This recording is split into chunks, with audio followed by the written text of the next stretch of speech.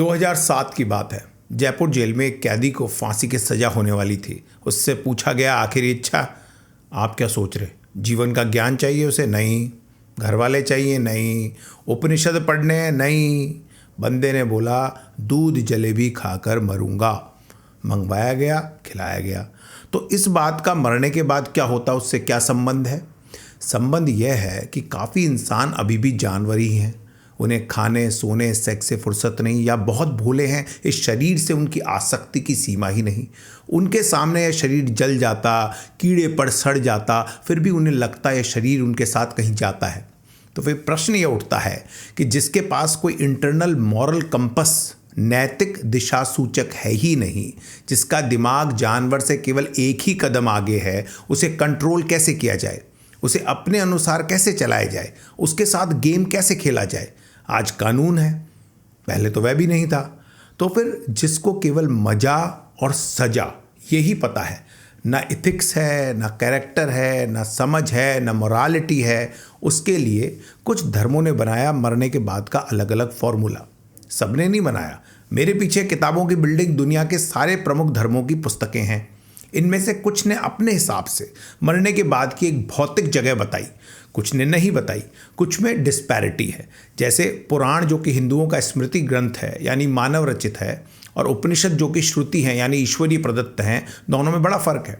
यहाँ पुराण जो कि बहुत बाद में लिखे गए नरक स्वर्ग को भौतिक स्तर पर बताते, वहीं उपनिषदों के अनुसार जो कि बहुत प्राचीन है, स्वर्ग और नरक, हेवन एंड हेल, मृत्यु के बाद कोई स्थायी स्थान, भौतिक स्थान नहीं है, बल्कि ये मानसिक अवस्थाएं और कर्मों के अनुसार अस्थायी अनुभव हैं।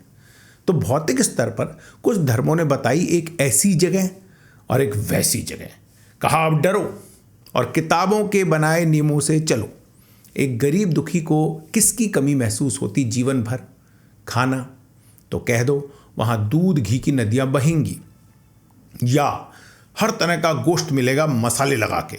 एक बेहद गंदे गलीच आदमी के दिमाग में हमेशा क्या भरा रहता? औरत, औरत से सेक्स, प्रेम नहीं, सेक्स। कह दो नाचेंगी वहाँ सुंदर औरतें, लंबी चौड़ी औरतें हम बिस्तर होंगी, नशा चाहिए उसे। कह दो दारू नदी में बहेगी। गरीब दुखी को और क्या चाहिए? सुंदर घर। कह दो सोने चांदी के घरों में पेड़ फलों से भरे होंगे, जवाहरात बिखरे होंगे। जिंदा जा नहीं सकता, मरा बता नहीं सकता, तो जो भी कहानी है उस पर विश्वास करो। बेवकूफ़ आदमी तो पागल हो जाएगा वहाँ जाने के लिए। लेकिन अब सबसे बड़ा लोचा यह है कि दुनिया भर में मरने के बाद केवल एक चीज़ आज तक साइंटिफिकली प्रूव हो पाई है, और कुछ भी प्रूव नहीं हो पाया। वो है ऐसे बच्चों का पैदा होना जिन्हें किसी और पहले मरे हुए व्यक्ति की स्मृति थी। इतने छोटे छोटे बच्चे जिन्हें कोई कुछ सिखा ही नहीं सकता, वो सब याद से बताते। तो फिर इसे पुनर्जन्म माना गया। पर ऐसे प्रूव्ड केसेस हैं कि आदमी औरत के रूप में अगले जन्म में पैदा हो गया, कोई भी किसी भी कास्ट में पैदा हो गया, गरीब अगले जन्म में अमीर पैदा हो गया। अगर आप ऐसे केसेस गूगल करेंगे तो दंग रह जाएंगे। मतलब इस शरीर का स्त्री या पुरुष होना, किसी जाति विशेष का होना, वस्त्र मात्र का संयोग है। और हम सपने देख रहे हैं इसी शरीर के मजे के। सबसे ऊपर होता है नॉलेज यानी ज्ञान, उसके नीचे लॉजिक यानी तर्क, और आखिर में कॉमन सेंस यानी व्यवहारिक बुद्धि। कॉमन सेंस का पहले इस्तेमाल करते हैं। एक होती है law of diminishing marginal utility. जब कोई उपभोक्ता किसी वस्तु की लगातार अधिक से अधिक इकाइयों का उपभोग करता जाता है, तो प्रत्येक अगली अतिरिक्त इकाई से मिलने वाली संतुष्टि घटती जाती है। मान लीजिए आपको घी बहुत पसंद है, आपको मैं जी भर के घी पीने को दे दूं, आप 5-7 दिन बाद हाथ जोड़ लोगे कि बस। या आपको सेब बहुत पसंद है, आपको सेबों से भरे टोकरे रोज दूं, क्या वैल्यू रह जाएगी सेब की? आपको साधारण रोटी ज़्यादा याद आएगी। ये खाने पीने की चीज़ों का चस्का तब तक है जब तक कोई भूखा नंगा गरीब है, कुछ प्राप्त नहीं है। प्राप्त है तो पर्याप्त लगने लगता है। कितना खा लोगे, कितना पी लोगे? आपको कह देगा नहीं नहीं, वहाँ हर बार एप्पल का उतना ही मज़ा आएगा। तो मज़ा होता क्या वो समझिए। हमारी जीभ पर होती टेस्ट बड्स, जो मस्तिष्क को संकेत भेजकर हमें अच्छा महसूस कराती हैं, जिससे डोपामिन, सेरोटोनिन और एंडोर्फिन जैसे सुखद रसायन सीक्रेट होते हैं। बार बार वही खाने से हार्मोन कम सीक्रेट होते जाते, तो क्वांटिटी बढ़ानी पड़ती, जैसे दारू पीने वाले ज़्यादा पीने लग जाते। अब अगर हर बार उतना ही मज़ा आ रहा, इसका मतलब शरीर बिना दिमाग के है, पर दिमाग के बिना तो प्लेजर फील ही नहीं हो सकता। इसका मतलब सब एक लोचा सा है। मरने के बाद दारू की नदियाँ होंगी। भाई कितना पी लोगे? नशे में दारू की नदी किनारे पड़े हो उल्टी में, यह है क्या मज़ा? नहीं नहीं, नशा नहीं होगा वहाँ। भाई नशा नहीं होगा तो दारू कैसे हुई?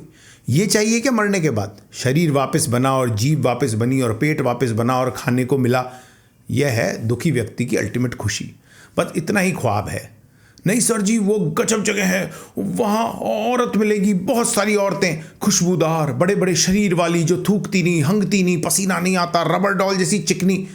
भाई जापान में मिल रही already human size rubber doll. नहीं सर, बड़ी बड़ी। मेरे भोले भाई, खुशी मिलती है उस स्त्री के संपर्क से जिससे प्रेम हो। उसके आलिंगन से, वैश्या से, सेक्स से भी ज़्यादा खुशी मिलती है। अब कोई ऐसा अभागा है जो सेक्स के लिए ही लड़की पटाता है, उसे पता ही नहीं प्रेम क्या होता है। वो तो खैर जानवर के स्तर पर है। जिस किसी ने भी बिना किसी इमोशनल इन्वॉल्वमेंट के या झूठा प्रेम दिखा या पैसे दे सेक्स किया है, उसे पता है वह मैकेनिकल एक्ट है। शरीर के पदार्थ निकलने से उत्पन्न रिलैक्सेशन, जैसे टट्टी करने, थूकने, पेशाब करने से उत्पन्न रिलैक्सेशन, वैसे ही थोड़ा ज़्यादा लेवल पर सीमन रिलीज करने से वो स्थायी खुशी नहीं देता। प्लेजर की समस्या ही यह है कि वह लगातार चाहिए, ट्रेडमिल की तरह। लगातार आप चलते जा रहे, रुक नहीं सकते। अब कोई मैस्टरबेशन की आदत लगने के बाद अपनी रोक पाया जवानी में? प्लेजर ही लॉन्ग टर्म में दुख का कारण बन जाता है। अब ऊपर सबके पास सोने चांदी के मकान होंगे। आपने कभी एक जैसे विला देखे हैं लाइन में बने हुए कॉलोनियों में, सबके एक जैसे? तो फिर क्या मजा, क्या सोना क्या मिट्टी। जब से पृथ्वी बनी है, होमो सैपियंस प्रजाति के 10,000 करोड़ लोग पैदा होकर मर चुके हैं। इनमें से केवल और केवल 1,000 करोड़ को भी ऊपर वाले की अच्छी जगह मिली है। तो फिर सोने के एक जैसे 1,000 करोड़ घर बने हुए हैं कहीं। लाखों करोड़ औरतें हैं वहाँ, सब बिल्कुल एक जैसी हैं। सबके टैग लगे हैं, 732 करोड़ 55 लाख 672 वाले की औरतें, ये 673 वाले की औरतें। कोई हंसने की बात नहीं है, मैं स्टैंड अप कॉमेडियन नहीं हूँ, यह सीरियस डिस्कशन हो रहा।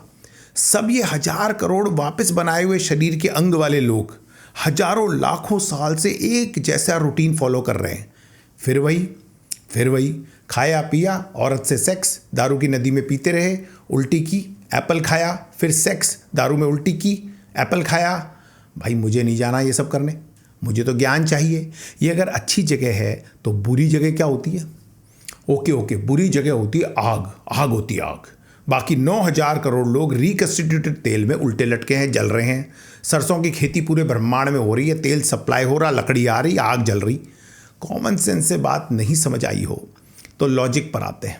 ऐसी कैसी ताकत ब्रह्मांड में है जो हमेशा के लिए खुद के बनाए मनुष्य को ही सजा देती रहती है? आदमी जो करता अपनी अक्ल से करता। अक्ल किसने दी? रचेता ने। तो फिर मैंने जो भी धर्म चुना, जो भी काम किया, वो तो रचेता के मुझे दिए गए दिमाग से ही किया। तो गलती किससे हुई? लाइट की स्पीड है 3 लाख किलोमीटर प्रति सेकंड। 8 मिनट 20 सेकंड में सूरज से किरण पृथ्वी तक पहुंच जाती है।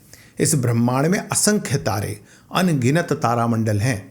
एक प्रकाश वर्ष में 94 खरब किलोमीटर हैं और 46 अरब प्रकाश वर्ष दूर ऐसे सितारे हैं जिनका प्रकाश आज तक पृथ्वी तक नहीं पहुंच पाया जब से पृथ्वी बनी है। किलोमीटर में इस दूरी में 26 डिजिट लगेंगे। ये इंसानी समझ से ऊपर का डिस्टेंस है। ऑनरेबल सुप्रीम कोर्ट के पूर्व जस्टिस ने भी खुद पर जूता फेंकने वाले को माफ़ कर दिया था। वे तो केवल मनुष्य हैं। फिर इतना बड़ा ब्रह्मांड बनाने वाले का दिल इतना छोटा कि जो उसकी प्रशंसा नहीं करे उसे जलाता है, और वो इतना कमज़ोर कि उन्हें पैदा होने से रोक भी नहीं पाता जो उसकी प्रशंसा नहीं करे। ये कैसा कॉन्ट्रडिक्शन है भाई। जैसे सावन के अंधे को हरा ही हरा दिखता है, वैसे ही हमारे मरने के बाद की कल्पना में कहीं वही चीज़ें तो नहीं बताई गई जो हमें चाहिए और यहाँ नहीं मिल पा रही। जवाहरात हैं वहाँ, क्या वैल्यू है जवाहरात की? पत्थर हैं लाल पीले, इनसे क्या होता? सबके पास जवाहरात होंगे तो क्या खुशी देंगे, क्या वैल्यू रहेगी? खैर, ज्ञान पर आते हैं। अष्टावर्क के 8 कुबड़ों को देखकर जब राजा जनक को घृणा उत्पन्न हुई तो अष्टावर्क ने कहा, आत्मा नित्य है और शरीर अनित्य है। ज्ञानवान की आत्मदृष्टि रहती है और अज्ञानी की चर्म दृष्टि। भाई हमारी समस्या यह है कि हम भी चर्म दृष्टि के आगे देख नहीं पा रहे, इसीलिए मरने के बाद का संसार भी चर्म से उत्पन्न सुख दुख के अनुसार कल्पना से रचा है। अष्टावर्क बताते हैं कि संसार में 4 तरह के व्यक्ति हैं, ज्ञानी, मुमुक्षु, अज्ञानी और चौथा मूढ़। जिसके चित्त में स्वर्गादिक फलों की कामनाएं भरी हैं उसका नाम अज्ञानी है। आगे कुछ कहने को शेष बचता नहीं। पर अधिकतर जनता मूढ़ है और धर्म के ठेकेदारों ने उनके दिमाग के साथ खेला है। अगर कोई धर्म यह कहता है कि दूसरे धर्मों के मर्म, दुनिया के फिलॉसफर्स को जानना समझना फिजूल है, तो वह धर्म बेहद डरा हुआ है, क्योंकि कमजोर सतह पर खड़ा हुआ है। अनपढ़ बेवकूफ़ लालची लोगों को इकट्ठा करो और अष्टावक्र गीता का पाठ सुना दो। कुछ पागल हो जाएंगे, कुछ भाग जाएंगे। पाव भर की थैली में 1 किलो सामान नहीं आ पाता। इस मरने के बाद की कल्पनाओं के कारण भारी नुकसान यह हुआ है कि इस पृथ्वी को आज हम नष्ट कर रहे हैं, यह सोचकर कि यह तो टेम्परेरी है, परमानेंट तो ऊपर कहीं है। इस पृथ्वी के हम किराएदार हैं और मकान मालिक रचयिता है। अब मान लो आपने मुझे अपना मकान रहने के लिए दिया, मैं आपकी दीवारें तोड़ दूं मकान की, पालतू तोता मार दूं, कुत्ते को रोज पीटूं, हर जगह गंदगी कर दूं, पानी फालतू बहा दूं, बिजली का मीटर जला दूं, पड़ोसियों से लड़ूं, पेड़ उखाड़ दूं, लेकिन आपकी जिंदाबाद करूं दिन रात। आप महान हैं, सर्वशक्तिमान हैं। क्या आप खुश होंगे? आप कहेंगे मूर्ख, तू मुझे क्या बताएगा, मैं महान हूं, मुझे पता है। मेरा घर क्यों खराब किया ये बता। अब तुझे कभी कोई घर नहीं देगा। तेरी आत्मा ब्रह्मांड में खो जाएगी हमेशा के लिए, ना मुझे पाएगी न वापस जाएगी। हम उस रचयिता का दिया हुआ घर खराब कर रहे और एक काल्पनिक घर के सपने देख रहे। होश में आइए, असली घर मोक्ष है और उसे पाने का रास्ता इस घर को कूड़ा बनाकर नहीं मिलेगा। मेरा इस वीडियो बनाने का एकमात्र उद्देश्य यह है कि हम अध्यात्म की दृष्टि से प्रश्न करना सीखें और जीवन को समझें। मिलते हैं निकट भविष्य में।